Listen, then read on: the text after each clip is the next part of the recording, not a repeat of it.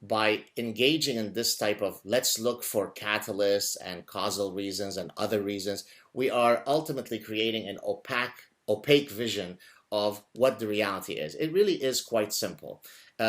If I choose to eat pig or pork and I'm Jewish, and then I want to know whether pork consumption is allowed.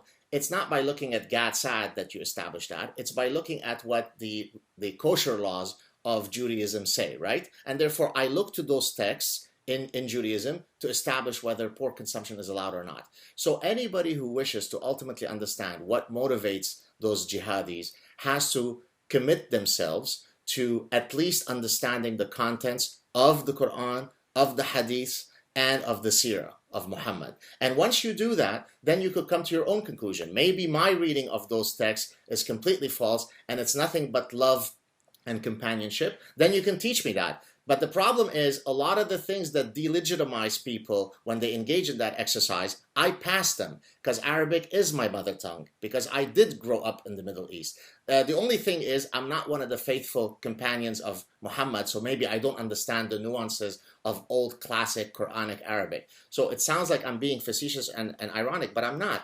There are constant strategies to give Islam a bit of leeway. There is no reason for that, right? I mean, I criticize idiotic Jewish practices, even though, by the way, of course, all religions don't lead to the same downstream effects, right?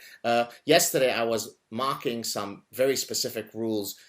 When you're drinking wine from a glass during Kiddush, a Jewish thing, it has to be no less than 3.3 ounces. And you light the candle when it's 18 minutes. And I made the comment, it seems like the Lord of the universe is really concerned about these very, very trivial minutiae, right? Now, when I make that statement, right, very few people will come back to me and say, what an anti-Semitic Jew hater this guy is, right? Because I am rightfully criticizing some lunacy, or at least I have the right to criticize that lunacy. Why is it that you and I can't engage in the exact same mocking, ridiculing, criticizing of all religions? And the reality is, so going back to the Trump issue, the left is a lot more prone to feel uncomfortable in engaging in that criticism. And the correct position, look, Trump's no Muslims can get in is insane. I mean, that is a crazy position to take, precisely because most Muslims are absolutely lovely and don't want to engage in any of this.